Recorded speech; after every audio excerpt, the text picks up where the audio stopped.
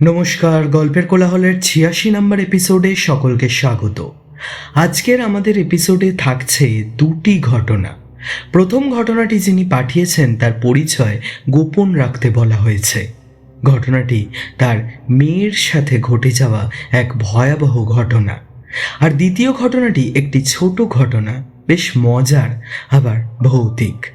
বন্ধুরা, তোমরা এরকম নিজের জীবনের অলৌকিক ঘটনা বা কারোর থেকে কোনো শোনা অলৌকিক ঘটনা পাঠাতে পারো খুব সহজে আমাদের মেল আইডি গল্পের কোলাহল@gmail.com নিচে ডিসক্রিপশনেও দেওয়া রয়েছে আমাদের মেল আইডি। আজকের ঘটনাগুলি কেমন লাগলো কমেন্ট করে জানিও, আর লাইক শেয়ার করে একটু ভালোবাসা দিও। নতুন সত্যি ভৌতিক ঘটনা বা অলৌকিক ঘটনা মিস না করতে চাইলে সাবস্ক্রাইব করে নিও আমাদের ছোট্ট চ্যানেল গল্পের কোলাহলকে। চলি সরাসরি আজকের প্রথম ঘটনায়। যেমনভাবে লিখে পাঠিয়েছে ঘটনাটি সেরকমটা আমি পাঠ করে শোনাচ্ছি। আমি অয়ন আছি তোমাদের সাথে। শুরু করছি আজকের প্রথম ঘটনা।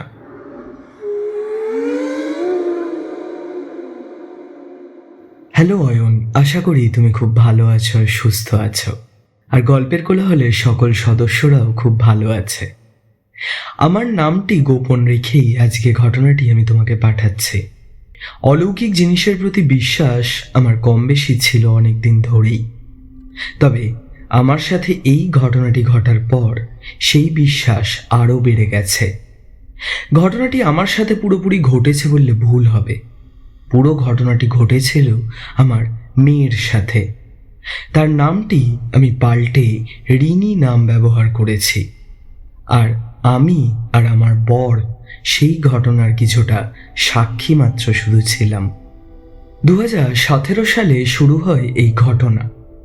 রিনি তখন ক্লাস 3-তে পড়তো দমদমের এখানেরই একটি নামকরা স্কুলে। স্কুলে দিয়ে আসা বা নিয়ে আসার জন্য স্কুল বাস ছিল, আবার মাঝে মধ্যে আমি নিজেও বা ওর বাবা দিয়ে আসতাম বা নিয়ে আসতাম রিনিকে। আমার বরের নামটাও আমি পাল্টে সোহম নাম ব্যবহার করছি। যেদিন থেকে সবকিছু শুরু হলো সেই দিন সোহম বাড়িতেই ছিল, তাই আমি সোহমকে বলি রিনিকে স্কুল থেকে নিয়ে আসতে। সোহমও সেটায় রাজি হয়, যায় রিনিকে স্কুল থেকে আনতে। রিনি স্কুল ছুটি হতো 11:30টাতে। রিনিকে নিয়ে সোহম বাড়ি ফিরে আসে 12টা নাগাদ। রিনিকে দেখলাম একটু চুপচাপ। সচরাচর স্কুল থেকে যদি আমি বা ওর বাবা আনতে যেতাম ও বেশ খুশি খুশি থাকতো, তবে সেদিন ব্যাপারটা উল্টো লাগলো। নিজের ঘরে চলে গেল চুপচাপ। সোহম আমাকে বলল, জানো, আমি ফেরার সময় কত কথা বললাম রিনির সাথে, রিনি কোনো কথারই জবাব দিল না। তুমি জেনো তো কি হয়েছে, এরকম তো থাকে না। আমার রিনিকে ওরকম দেখেই কেমন যেন একটা লাগছিল। তারপর সোহমের বলার পর আমাকে বেশি করে ভাবায় ব্যাপারটা। রিনির ঘরের দিকে যাই আমি, দেখতে যে রিনি কি করছে আর জানার জন্য এত গম্ভীর হয়ে আছে কেন। ঘরের কাছে গিয়ে দেখি ওর ঘরের দরজা বন্ধ। ঠেলতে দরজাটা খুলে যায়। আমি আস্তে আস্তে দরজাটা ঠেলে ভেতরে ঢুকে দেখি রিনি খাটের ওপরে বসে রয়েছে, হাঁটুগুলো মুড়ে জড়িয়ে ধরেছে, আর হাঁটুর মাঝখানে মুখটা ঢুকিয়ে যেন কাঁদছে ফুঁপিয়ে ফুঁপিয়ে, এলো চুলগুলো সামনে পড়ে। আমি কাছে যাই ওর, জানতে চাই কি হয়েছে। কোনো কথা বলে না, শরীরটা হালকা হালকা কেঁপে উঠছে শুধু। হাত দিয়ে ডাকতেই ওর শরীরটা খাটের উপরে পড়ে যায়। আমি ভাবছিলাম ও হয়তো ফুঁপিয়ে ফুঁপিয়ে কাঁদছে, কিন্তু না, খিঁচুনির মতো হচ্ছে ওর শরীরটা। শরীরটা পুরো শক্ত হয়ে গেছে। আমি চেঁচিয়ে তাড়াতাড়ি সোহমকে ডাকি। ওই অবস্থা দেখে সোহম তাড়াতাড়ি একটা ওষুধ খাওয়াতে যায়। তবে 8 বছর বয়সী রিনিকে ওষুধটা খাওয়ানো আমার ঠিক মনে হয় না। আমি তুলে বসাই। 1 মিনিটের মধ্যেই রিনি শান্ত হয়ে যায়, স্বাভাবিক হয়। চোখটা খুলে আমাকে আর ওর বাবাকে দেখে হাউ হাউ করে কেঁদে ওঠে। আমাকে আর সোহমকে ভাবিয়ে তোলে একটাই জিনিস, রিনির এরকম সিজার অ্যাটাক আগে কখনো হয়নি। আমরা এরপর ডিসাইড করি রিনিকে নিয়ে পরের দিনেই ভালো একজন ডাক্তারের কাছে যাব। রিনি এরপর স্বাভাবিক হয়ে গেল একদমই, গম্ভীর ভাবটাও ছিল না আর ওর মধ্যে। রাতের বেলায় ডিনারের পরে রিনির ডেলি হ্যাবিট ছিল ব্রাশ করা। সেদিন খেয়ে ভালো করে রিনি মুখও ধুলো না, নিজের ঘরে চলে গেল। ভাবলাম হয়তো পরে ব্রাশ করবে, তবে করল না। আমি একটু পরে যখন ডাকতে গেলাম দেখলাম রিনি শুয়ে পড়েছে। অত তাড়াতাড়ি ও শুয়ে পড়তো না। তখন ঘড়িতে দেখলাম সবে রাত 10টা। তারপর আমি সব কাজ শেষ করে ঘরে গিয়ে সোহমকে বলি রিনির ব্যাপারটা। সোহম বলে, তুমি বেশি ভাবছো একটু, হয়তো ওর টায়ার্ড তাই শুয়ে পড়েছে তাড়াতাড়ি। একদিন রাতে ব্রাশ না করলে কিচ্ছু যায় আসবে না, ও বাদ দাও। এই কথাটা শোনার পর আমারও মনে তাই হয়। তারপর আমরা শুয়ে পড়ি। মাঝরাতে হঠাৎ করে আমার ঘুমটা ভেঙে যায়। আমার হাতে কিছু একটা অনুভব হয়। আমাদের খাটটা বেশ বড় খাট। আমি খাটের বাঁ দিকে শুই আর ডান দিকে সোহম। মাঝখানে বেশ অনেকটাই জায়গা ফাঁকা থাকতো। ওই মাঝখানেই 5 বছর বয়স অবধি রিনি শুতো আমাদের সাথে। তারপর থেকে ওর ঘরে একা শোয়ার অভ্যাস করাই আমরা। ঘুমটা ভেঙে যেতেই আমি পাশ ফিরে চমকে উঠি। দেখি রিনি বসে আছে খাটের ওপরে, আমাদের মাঝের ওই ফাঁকা জায়গাটায়, ওই একভাবে ঠিক যেমন সকালে বসেছিল স্কুল থেকে এসে। আবার সেই কাঁপছে হালকা হালকা, আর খুব মৃদুভাবে যেন কিছু বিড়বিড় করে বলে যাচ্ছে। কি বলছে সেটা আমি বুঝতে পারি না। আমি ডাকি ওকে, কোনো পার্থক্য পড়ে না, একভাবেই বসে থাকে। আমি সোহমকে ডাকি, সোহম উঠেই হতবাক হয়ে যায় রিনিকে ওরকম দেখে। তাড়াতাড়ি ঘরের আলো জ্বালিয়ে দেয়। রিনিকে আমরা শোয়াই। তারপর ওর খিঁচুনিটা কিছুটা কমে। চোখটা তখনও খোলেনি, বিড়বিড় করে কি যেন বলছিল। আমি কানটা নিয়ে যাই শোনার জন্য, বুঝতে পারি না, অদ্ভুত এক ভাষা। সঙ্গে সঙ্গে রিনি মুখটা হাঁ করে কামড়ে ধরে আমার কানটা। যন্ত্রণাতে আমি ছটফট করি। সোহম এসে ছাড়ানোর চেষ্টা করে। রিনির মুখে বোতল খুলে কিছুটা জল ছিটিয়ে দিতেই রিনি ছেড়ে দেয় কানটা। আমি ব্যথায় তখন চেঁচিয়ে উঠি। ভয়তে আমি রিনির থেকে দূরে চলে যাই। ও চোখ খুলে আবার আমাদের দেখে কাঁদতে থাকে। ওর বাবা ওকে বলে ও কি করছিল এইমাত্র। সেটা শুনে রিনিও কেমন যেন একটু ভয় পায়। আমি বুঝতে পারছিলাম কিছু একটা খারাপ হয়েছে রিনির সাথে। নর্মাল খিঁচুনি এটা নয়। সেই রাতে আর ঘুম হয় না। রিনি আমাদের ঘরের খাটেই শুয়ে পড়ে। পরের দিন সকালে রিনি একদমই স্বাভাবিক ছিল। বিকালে ডাক্তারের অ্যাপয়েন্টমেন্ট নেওয়া ছিল। স্কুলে পাঠাইনি আমরা সেদিন রিনিকে আর। সোহম অফিসে বেরিয়েছিল। দুপুরবেলায় আমি রিনির সাথে গল্প করছিলাম স্কুলের ব্যাপার নিয়ে। জানার চেষ্টা করছিলাম এরকম কেন হচ্ছে ওর সাথে। রিনি বলে আগের দিন স্কুলে ওরই ক্লাসের একটি বন্ধুর থেকে টিফিন খেয়েছিল। আমি জিজ্ঞাসা করি কি? ও বলে কলা, কিন্তু অন্য রকমের লাল লাল কলা। আমি জিজ্ঞাসা করি ওই মেয়েটি কি ওর ভালো বন্ধু? তারপরও যেটা বলে সেটাই আমি ভারী আশ্চর্য হয়ে যাই। ও বলে স্কুলে ওদেরই ক্লাসে মেয়েটি পড়ে, কিন্তু বেঞ্চে বসে না, ক্লাসের কোণে দাঁড়িয়ে পড়ে। আর কোনো টিচার ওর থেকে কোনোদিনও পড়া ধরে না। রোল কলের সময়ও ওর নামও ডাকে না। রিনি টিফিন টাইম হলে ওই কোনায় গিয়ে ওর সাথে কথা বলে। কোনোদিন টিফিনও খায় না ওই মেয়েটি। আর রিনির বাকি বন্ধুরা রিনিকে বলে ওখানে কেউ দাঁড়িয়ে নেই। কিন্তু রিনি সেটা মানে না। রিনি জানে ওখানে দাঁড়িয়ে থাকে পিঙ্কি। পিঙ্কিকে হয়তো কেউ পছন্দ করে না বলেই ওর কাছে যায় না। রিনি কিন্তু ওকে খুব ভালোবাসে। পিঙ্কি কথা বলতে পারে না, শুধু ঘাড় নেড়ে জানায় সব। সেদিন হঠাৎ করেই রিনি টিফিন টাইমে দেখে পিঙ্কি একটি অদ্ভুত কলা খাচ্ছে, লাল রঙের। রিনি কাছে যেতেই পিঙ্কি এগিয়ে দেয়। রিনি এক কামড় খায়।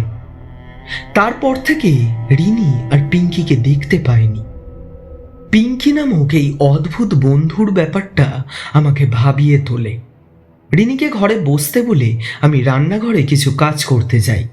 কিছুক্ষণ বাদে রিনির ঘর থেকে কেমন যেন একটা অদ্ভুত আওয়াজ আসে, একটা গলা। সেটা রিনির ছিল না।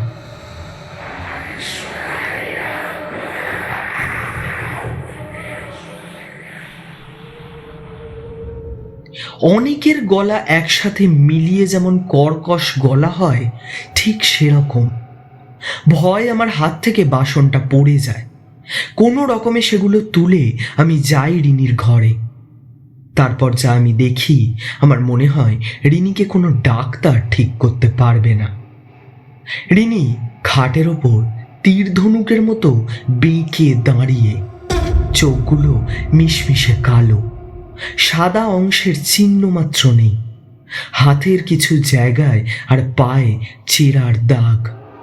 সেখান থেকে চুইয়ে চুইয়ে রক্ত গড়িয়ে পড়ছে। ঠোঁটের পাশ দিয়ে বেরোচ্ছে কালো রঙের গাঢ় তরল। আমার ভয় করে। তবে রিনির ওই কষ্ট দেখে আমি নিজেকে আর আটকে রাখতে পারি না। আমি চেঁচিয়ে উঠি রিনির নাম ধরে। ঠিক তখনই রিনি কর্কশ গলায় গর্জে ওঠে, আমার উপর ঝাঁপিয়ে পড়ে, হিংস্র জন্তুর মতো আঁচড়া কামড়া করতে থাকে।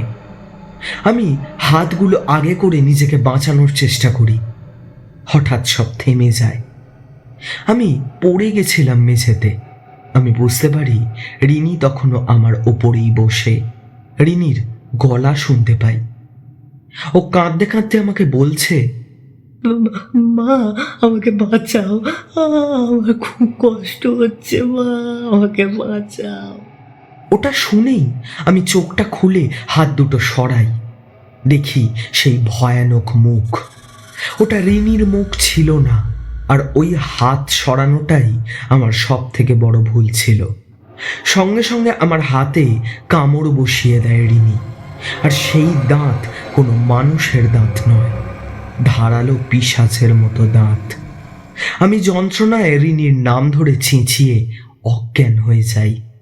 যখন জ্ঞান ফেরে দেখি ঘরের বিছানায় আমি শুয়ে, সোহম পাশে বসে।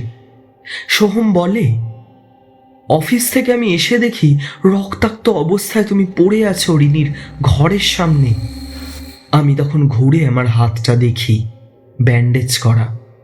সোহম বলে, ডাক্তার ডেকে এনেছিলাম, উনি এসব করে দিয়েছেন।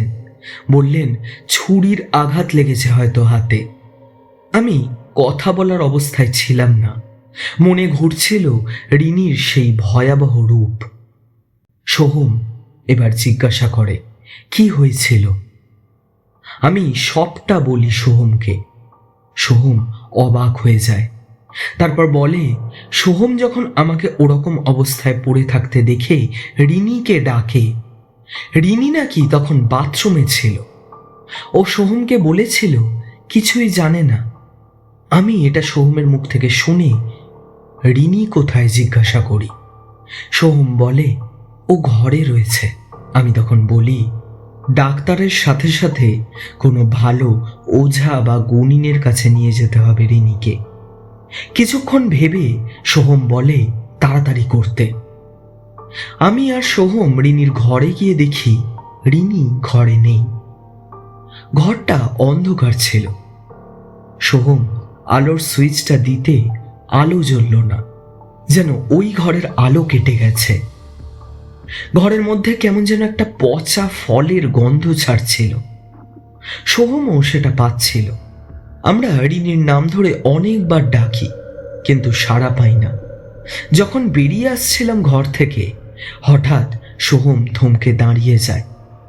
ও তাকায় বিছানার ওপরের ছাদের দিকে। আমিও ওর চোখ অনুসরণ করি। দেখি রিনি ছাদে আটকে রয়েছে, মুখ পুরো সাদা ধপধপ করছে, আর তাতে অজস্র কাটার দাগ। চোখগুলো সেই এক মিশ কালো। আমাদের চোখ পড়তেই সেই বিকালের মতো হিংস্র চিৎকার করে তীরে আসে। সোহম আমাকে ঘর থেকে টেনে নিয়ে বেরিয়ে আসে, তাড়াতাড়ি দরজাটা দিয়ে দেয়। বন্ধ দরজার ওপাশ থেকে আমাদের কানে আসছিল সেই অস্বাভাবিক গর্জন, যেন কোনো হিংস্র জীবকে আমরা বন্ধ করে রেখেছি, ছাড়া পেলেই আমাদের ছিঁড়ে খাবে। সোহম ফোন করে ওর চেনা জানা কিছু লোকদের। সেখান থেকে এক গুণিনের খোঁজ পায়। তখন রাত 9:30। সোহম ফোন করে ওনাকে। ফোনেই সব বলে রিনির সাথে যা যা ঘটছে, আর স্কুলের ওই পিঙ্কি নামক বন্ধুর কথাও বলে। উনি আমাদের বাড়ির অ্যাড্রেস জেনে সেই রাতেই আমাদের বাড়ি আসে। উনি বলেন ওই ঘরে উনি একা ঢুকবেন। আমরা বলি রিনির হিংস্র আচরণের কথা। উনি বলেন কোনো ভয় নেই। তারপর উনি ঘরের ভেতরে ঢুকে যান। ঠিক 5 মিনিটের মধ্যেই উনি দরজা খুলে বেরিয়ে আসেন। আমরা দেখি ঘরের ভেতরে তখন আলো জ্বলছে। রিনিও ওনার পেছন পেছন বেরিয়ে আসে, একদম স্বাভাবিক অবস্থায়। কোনো কাটা ছেঁড়ার দাগও রিনির গায়ে আমরা দেখতে পাই না। রিনি আমাদের দেখে আমাদের কাছে এসে আমাদের জড়িয়ে ধরে কাঁদতে থাকে। আমিও রিনিকে জড়িয়ে ধরে কান্নায় ভেঙে পড়ি। তারপর বেশ কিছুক্ষণ বাদে গুণিন মশাই বলেন রিনির ভেতরে কোনোভাবে কেউ প্রেত চালান করেছিল, আর রিনি যাকে স্কুলেতে দেখতে পেত সে প্রেত ছিল না, মানে পিঙ্কি। ও ছিল এক পিশাচিনী যে সাহায্য করেছিল প্রেত চালান সম্পূর্ণ করতে। তবে যে এই কাজ করেছিল তার বিদ্যা খুবই কম ছিল। উনি না আসলেও যদি কেউ রিনির ওপর একটু গঙ্গা জল ছিটিয়ে দিত, তাহলেই রিনি নাকি সুস্থ হয়ে যেত। এরপর আমরা ওই স্কুলটা ছাড়িয়ে দিই, অন্য স্কুলে ভর্তি করি রিনিকে। আজ প্রায় 9 বছর হলো ভগবানের কৃপায় রিনি পুরোই সুস্থ। আমি জানি না ঠিক করে লিখতে পেরেছি নাকি, যদি ভুল হয় তুমি ঠিক করে শুনিও। অপেক্ষায় রইলাম।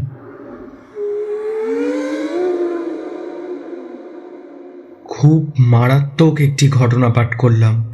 এটা একটি পজিশনের ঘটনা। প্রেত চালান হয়েছিল ওনার মেয়ের সাথে। খুব ভালো লাগলো আমার ঘটনাটি পাঠ করে। অনেক ধন্যবাদ আমাদের চ্যানেলে ঘটনাটি পাঠানোর জন্য। শ্রোতা বন্ধুরা, জানাও তোমাদের প্রথম ঘটনাটি কেমন লাগলো কমেন্ট করে। চলি আজকের দ্বিতীয় ঘটনায়। আজকের দ্বিতীয় ঘটনা পাঠিয়েছে দেবেশনা আমাদের মেল আইডিতে। যেমনভাবে ও লিখে পাঠিয়েছে আমাদের ঘটনাটি, সেরকমটাই আমি পাঠ করে শোনাচ্ছি।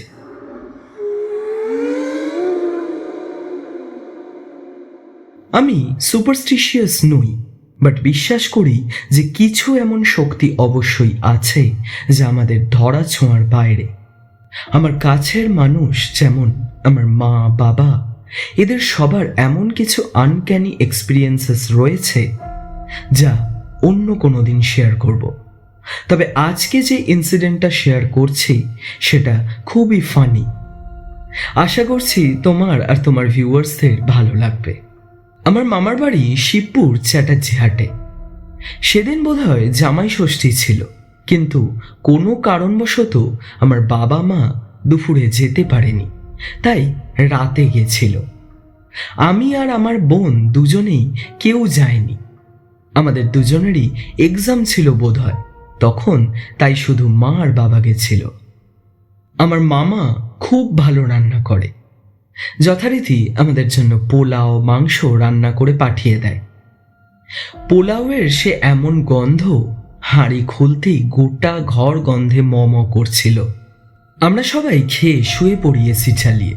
এসি যেহেতু একটা রুমেই আছে, তাই আমি, বাবা, মা আর বোন সেই রুমেই শুই গরমকালে।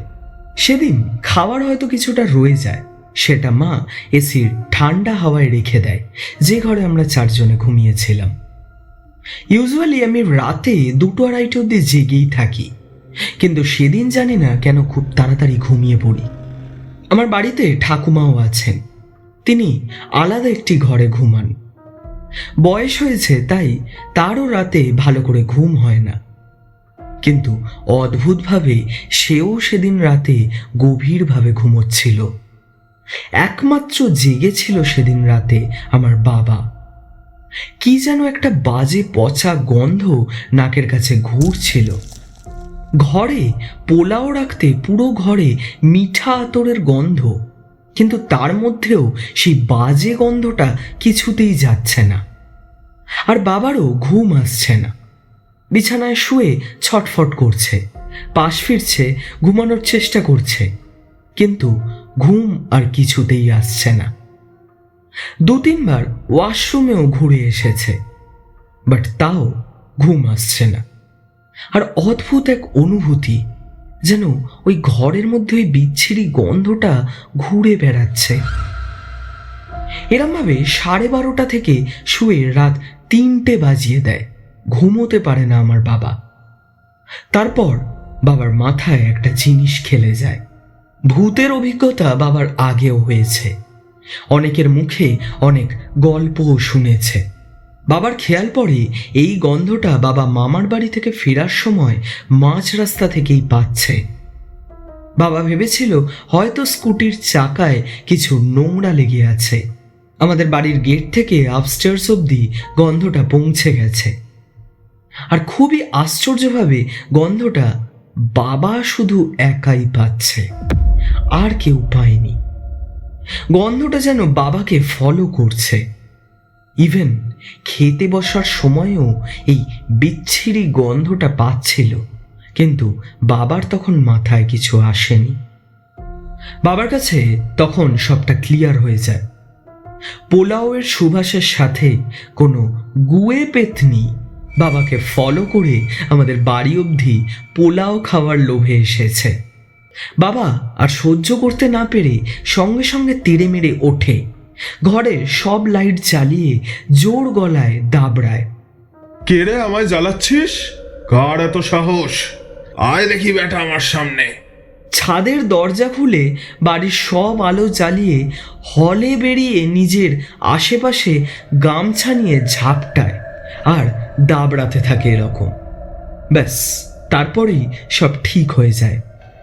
যে বাজে গন্ধটায় বাবা টিকতে পারছিল না, সেই গন্ধটা হঠাৎ করেই উধাও হয়ে যায়।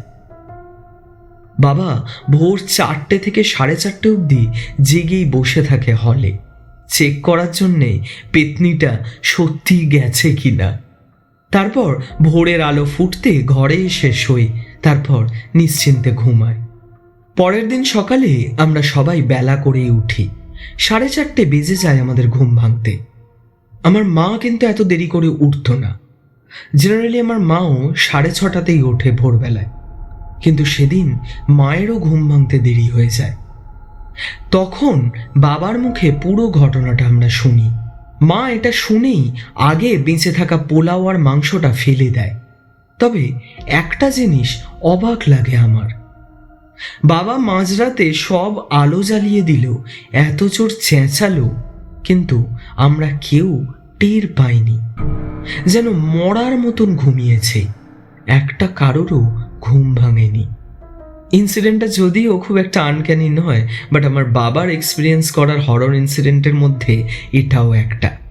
জানি না কতটা ভালোভাবে ঘটনাটা ডিটেলসে বোঝাতে পারলাম। এনিওয়েজ, ভালো থেকো, আর চ্যানেলটা খুবই ভালো এগোচ্ছে। All the best.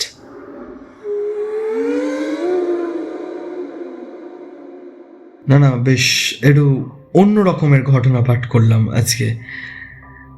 বেশ ভাল লাগলো ঘটনাটি পাঠ করে, একটু মজারও আছে। তবে একটু ভাবার বিষয় হচ্ছে যে অত কিছু করলো, মানে তোমার বাবা অত কিছু করলো, চেঁচালো, লাইট জ্বালালো, বাট কেউ ঘুম ভাঙলো না, মানে কারোর ঘুম ভাঙলো না। এটা একটা বেশ ভাবার বিষয়। একটা মাইন্ড বেন্ডিং থিওরি অনেক কিছু আছে, এগুলো নিয়ে এখন ডিসকাস করলে অনেক লেন্দি হয়ে যাবে ব্যাপারটা।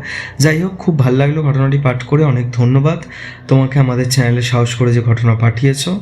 শ্রোতা বন্ধুরা, জানাও কমেন্ট করে আজকে দ্বিতীয় ঘটনাটি কেমন লাগলো, আর জানাও যে কোন ঘটনা বেশি ভালো লাগলো, প্রথমটা নাকি দ্বিতীয়টা। লাইক শেয়ার করে একটু ভালোবাসা দিও, আর সাবস্ক্রাইব করতে কিন্তু ভুলো না।